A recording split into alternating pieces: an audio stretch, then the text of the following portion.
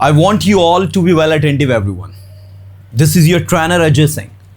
Today we are going to practice relative pronoun. And see, I'm not here to teach you.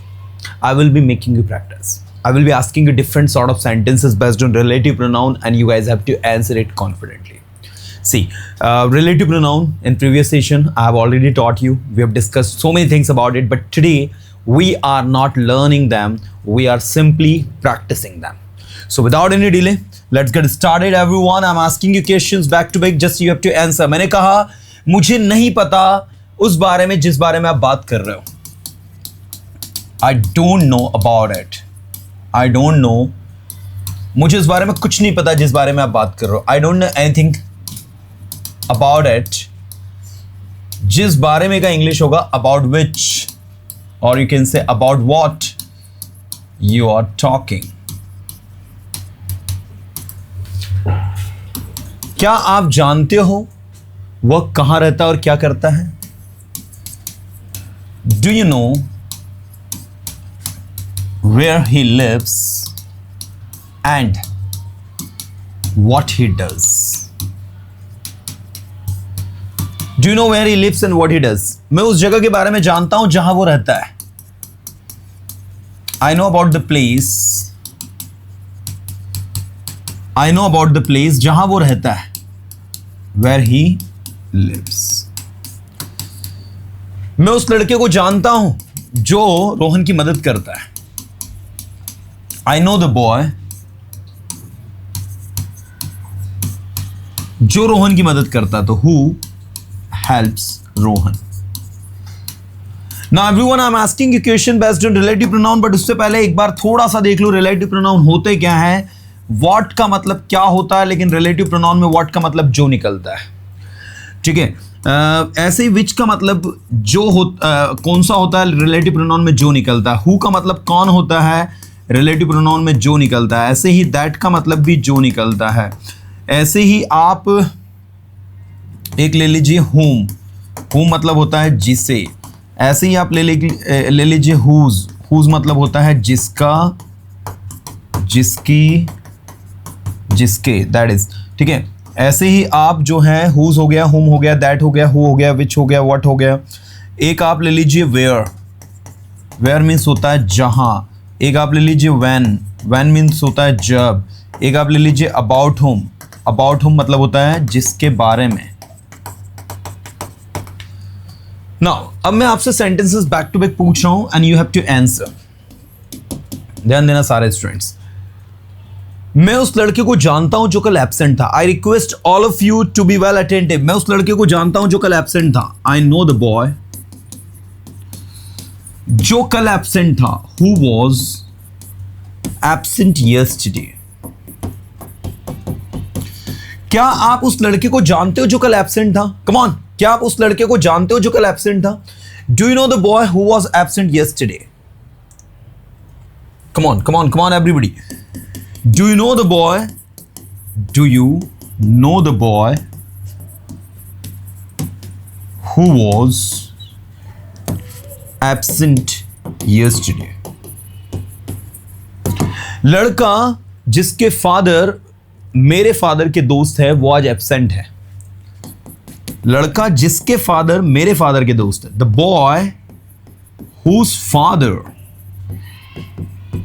is a friend of my father is absent today. आप इस sentence को ऐसा भी लिख सकते हैं. The boy is absent today whose father is a friend of my father. ठीक है. आप इस सेंटेंस को ऐसा बना सकते हैं. लड़की the girl जिसे कल आपने वहां देखा था वो मेरी सिस्टर है. The girl whom you saw there is my sister. या वो मेरी सिस्टर थी तो आप लगा देंगे was my sister. मुझे पता है उस किताब के बारे में जिसके बारे में आप बात कर रहे हैं. मुझे उस बुक के बारे में पता है जिसके बारे में आप बात कर रहे हैं. चलो इसकी इंग्लिश करो. I know about the book. I know about the book. जिसके बारे में आप बात कर रहे हैं. जिसके बारे में का इंग्लिश होगा about which you are talking. या फिर आप चाहें तो इस अबाउट को यहां लास्ट में भी लगा सकते हैं, ऐसा भी लिख सकते हैं।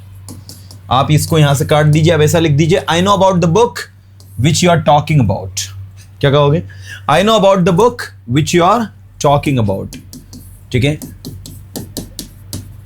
मैं उस लड़के को जानता हूं जिसे कल आपने वहां हंसते हुए देखा। आई नो द बॉय जिसे आपने कल वहां हंसते हुए देखा, whom you saw there laughing, whom you saw there laughing। मैं उस लड़के को जानता हूं जिसे कल मैंने वहां हंसते हुए देखा। तो I know the boy whom you saw there laughing। लिखना शुरू करो। क्या कहेंगे हम? Start writing. लिखना बंद करो। क्या कहोगे आप इंग्लिश में? Stop writing. लिखते रहो। क्या कहोगे इंग्लिश में आप? Keep writing. मुझे लिखने दो, इंग्लिश में क्या कहोगे? Let me write. मुझे पढ़ाने दो, इंग्लिश में क्या कहोगे? Let me teach. मुझे वहां जाने दो, क्या कहोगे इंग्लिश में? Let me go there. मुझे आने दो, क्या कहोगे इंग्लिश में? Let me come here. When you practice anything from Hindi to English, this is very important that each and every sentence plays a major role. You know, you have to give importance to each and every sentence that you translate, that you speak. And just we need to develop the fluency. And once you develop fluency, once you develop habit to speak any sentence from Hindi to English, you automatically start speaking because you have developed enough. You have developed your self-confidence. You are mature enough to understand the sentence making process. See, when you communicate with someone, you always speak in sentence. And if you are very good at translation, you have got the flow, you have got the fluency in translation. You don't get stuck. You don't feel uncomfortable when you translate anything from Hindi to English. You feel confidence in yourself, and that confidence comes with translation. And that is why I request you all to speak the sentences from Hindi to English on any particular topic. And today we are talking about Hindi to English translation based on the topic that we are learning today, that is relative pronouns. So this is very, very, very important that we should know all these things. मैंने कहा करो job कर सकते हो in English. Come on everybody. करो job कर सकते हो। Do what you can, do what you can, do what you can. लिखो जॉब लिख सकते हो। Right what you can. मैं नहीं लिख पाया जो आपने लिखा। Come on, translate into English. I couldn't right जो आपने लिखा, व्हाट यू रॉट। अब ऐसे ही एक सेंटेंस है, मैं नहीं बोल पाया जो आपने बोला। I couldn't speak what you spoke. मैं नहीं पढ़ा पाया जो आपने पढ़ाया। I couldn't teach what you taught. Come on. मैं नहीं पढ़ा पाया जो आपने पढ़ाया। I couldn't teach what you taught. मैं नहीं लिख पाया जो आपने लिखा। I couldn't write what you wrote.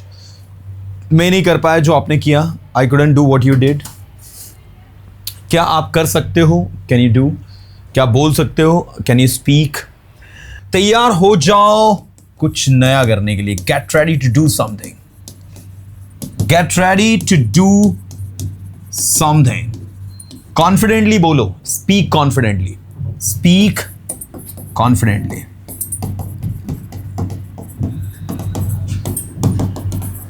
आपका कॉन्फिडेंस आपको एक नई ऊर्जा देता है। Your confidence gives you new energy. Your confidence gives you new energy.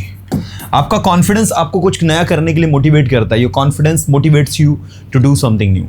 मुझे पता है वह क्या कर रहा है। I know what he is doing.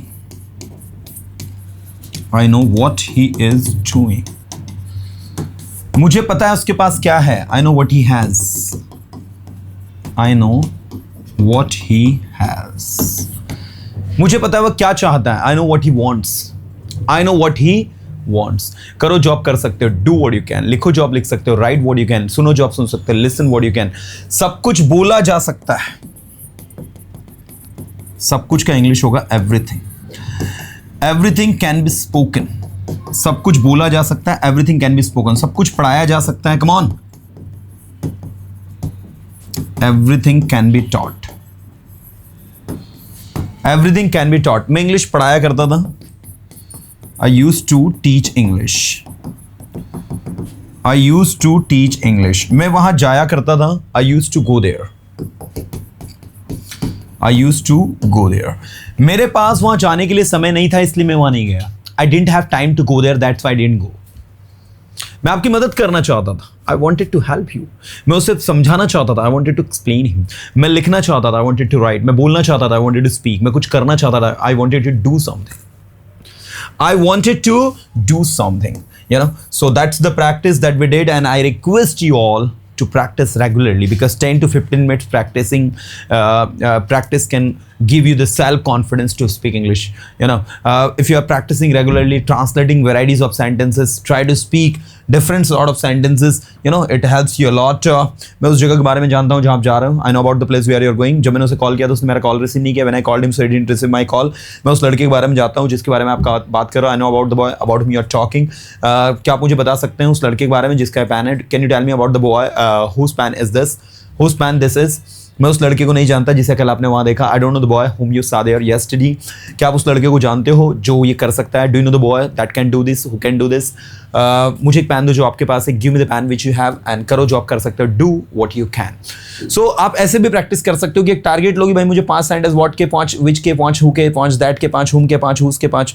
ऐसे भी आप प्रैक्टिस कर सकते हो कि आप बैक टू बैक सेंटेंसेस पूछो और अपनी प्रैक्टिस को नेक्स्ट लेवल पर लेकर जाओ.